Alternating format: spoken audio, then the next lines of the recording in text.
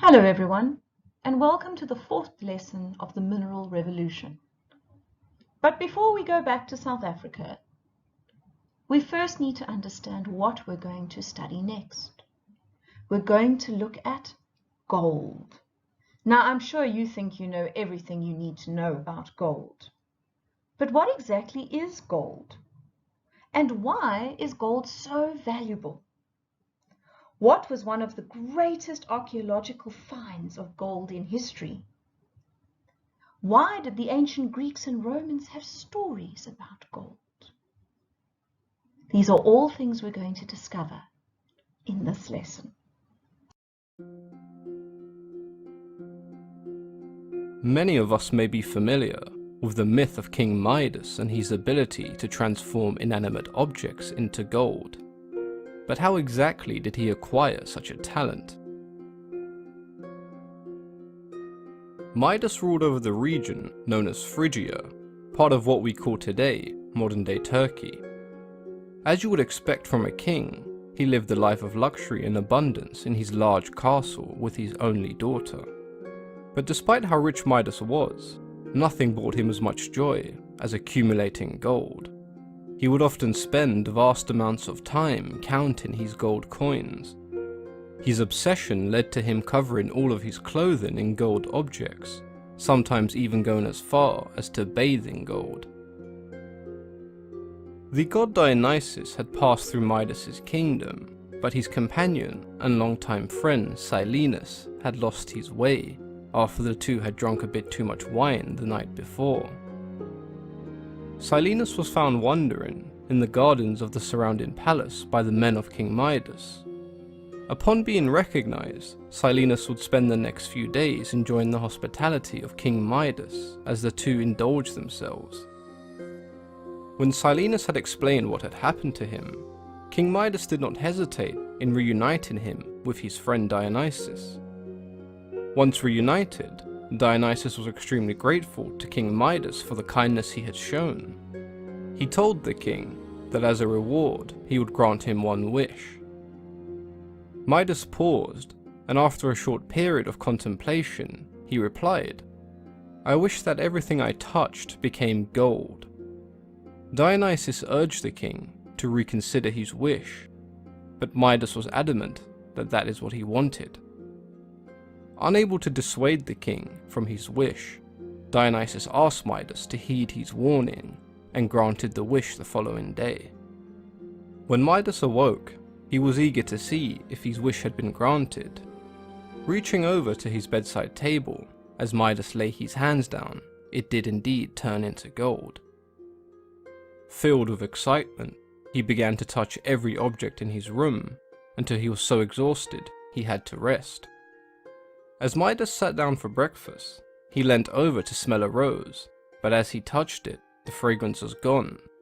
He was disappointed that he would never again enjoy the fragrance of his garden without touching his flowers.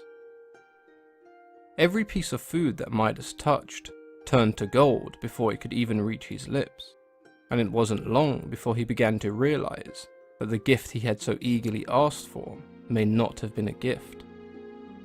When Midas' daughter entered the room, she ran over to hug her father, and as she did, tears filled his eyes as he had just turned his daughter into a solid gold statue. Distraught at what he had just done, Midas began to pray to Dionysus to end this curse. Dionysus told Midas to go to the river Pactolus, where everything he placed in the river would revert back to normal. Midas washed his hands in the river and felt his newfound power disappear, leaving a stream of shimmering gold behind him. When he returned home, everything that was once gold had returned to normal. Midas hugged his daughter, and he left her in charge of his kingdom. He had realized that all the riches in the world would no longer make him happy. He retreated to the forest, where he became a follower of the god Pan, and where he would live a simple and humble life. The story of King Midas and his golden touch is a classic case of be careful what you wish for. Midas was a greedy king who believed that wealth was the route to happiness, and it wasn't until he lost his daughter the one thing that he truly loved, that he realized he no longer needed money and material possessions to live a happy life.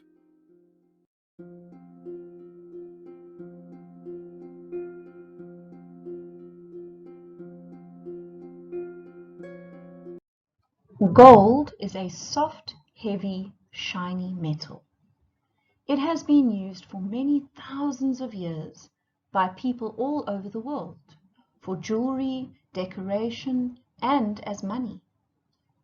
Gold is important because it is rare, but also easier to use than other rare metals. It is also used to repair teeth and is found in electronic equipment such as computers. The color of this metal is also called gold. Mining methods for gold are similar to other metals.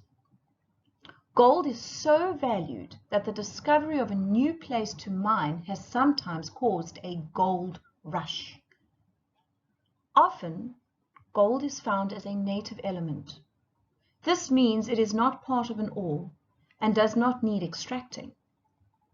Most of the gold on Earth is deep inside the Earth's core because it is dense. Nearly all discovered gold was deposited on the surface by meteorites.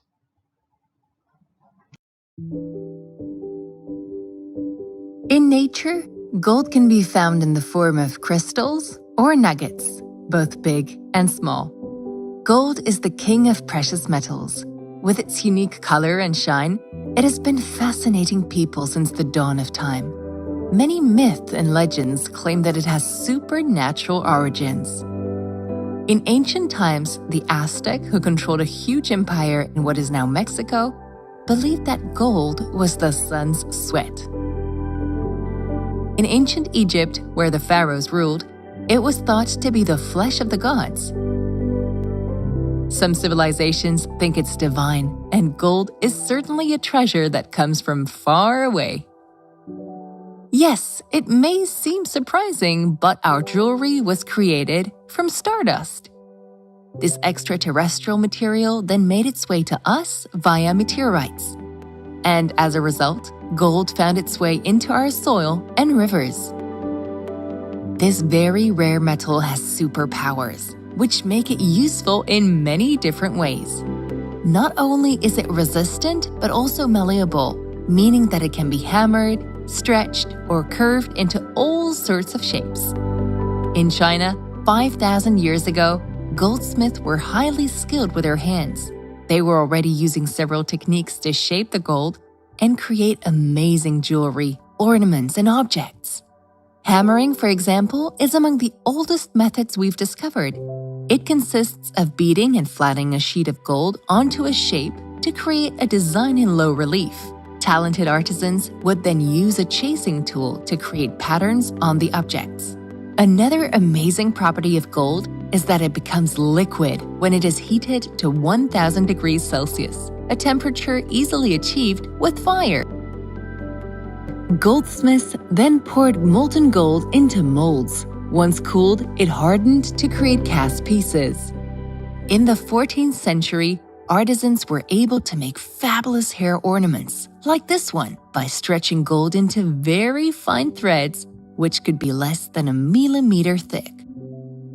Gold is so easy to bend and twist that it is perfect for the filigree technique.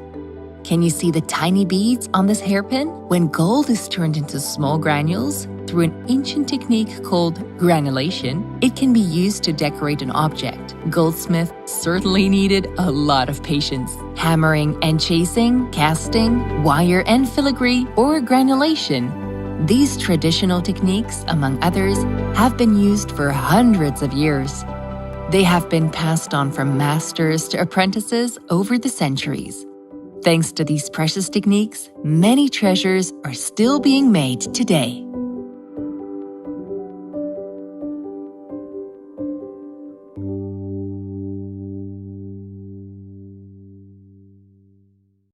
Remember when you were in junior school? You studied ancient civilizations. One of those ancient civilizations was Egypt.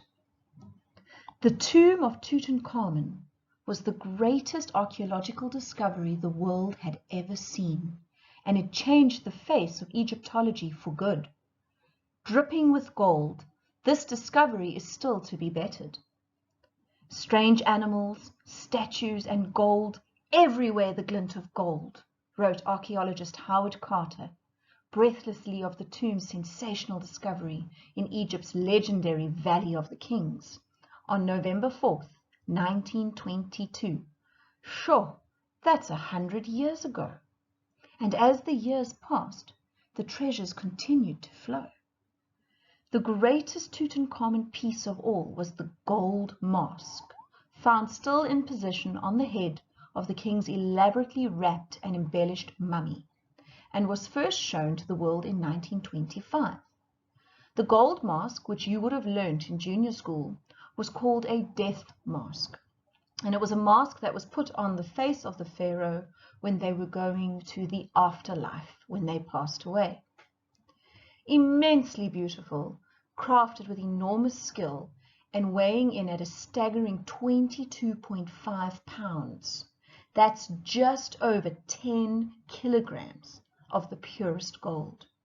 Tutankhamun's headpiece is today one of the most famous artworks in the world.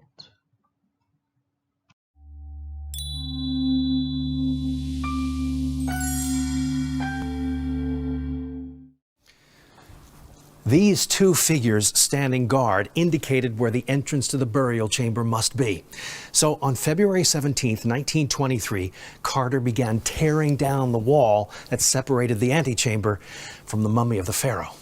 When the opening was large enough, Carter was able to peek through and spy a wall of gold. This later turned out to be a golden shrine.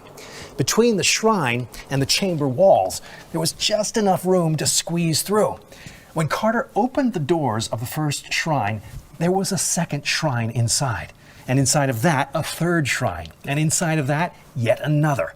But inside the doors of the fourth shrine, there lay a stone sarcophagus. Inside, they found a heavy, stunningly gilded coffin. And it turned out that it concealed two more coffins. The innermost coffin weighed about 225 pounds and was made of solid gold. It was here that the king's mummy had been laid to rest. The third chamber was the treasury, and here we're able to see what's inside. Like a silent guardian, the black jackal-headed god Anubis sits atop a gilded shrine mounted on a sledge and keeps watch over the treasury of King Tutankhamun, a duty he performed very well for over 3,000 years. He is the mysterious protector god and keeps watch over the body of the deceased and keeps them from coming to any harm. Behind the god Anubis is a bust of the heavenly cow. To the left lay several magnificent chests of ebony decorated with gold and ivory. These concealed precious jewelry. Behind me, Carter discovered a whole fleet of model ships stacked on these black chests. These were special sun and moon barges for the journey across the sky, and also boats for traversing the Nile. These little black shrines contained gilded deities and royal figures. But the chamber also contained hundreds of everyday objects that would serve the young pharaoh well in the afterlife. Clothing, small pieces of furniture, musical instruments, board games, tools, weapons, and even cosmetics. But for Howard Carter, the man who discovered the tomb, one of the finest pieces of all was the gilded canopic shrine of the king. 4 graceful goddesses protect it. And here we're able to see what's inside. This beautiful chest of alabaster. When Carter lifted off the lid, he found this. 4 beautifully crafted king's heads, each made of alabaster.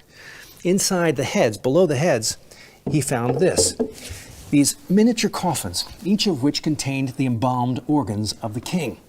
The liver, the lungs, the stomach, and intestines, which he would also need for his continued existence in the afterlife.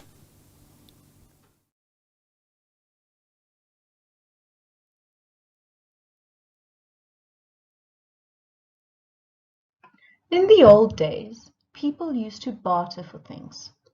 So let's say I would say, I have 3 liters of milk and I need some vegetables. If I give you my milk, will you give me some of your vegetables? And that's how people in the beginning used to survive and get things. But we all know today that things have changed. You cannot walk into a shop and say, if I give you this material or this liter of milk, can I take that watch or that cell phone? And so we use money. Money is just a form of exchange. You have something I want, and I have something you want. We can discuss how to do the exchange. And so different things have different prices. The Aztecs of Mexico used little dolls made of gold.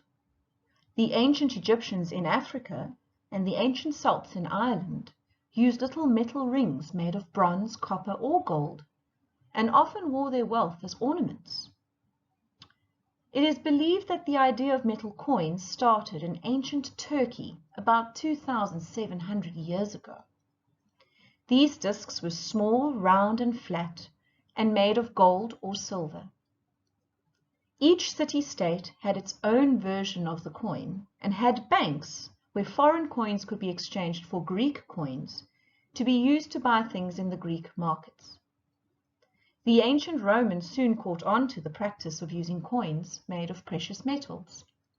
They were the first to use symbols, pictures of buildings, and heads of emperors on their coins. Pretty much what we do today.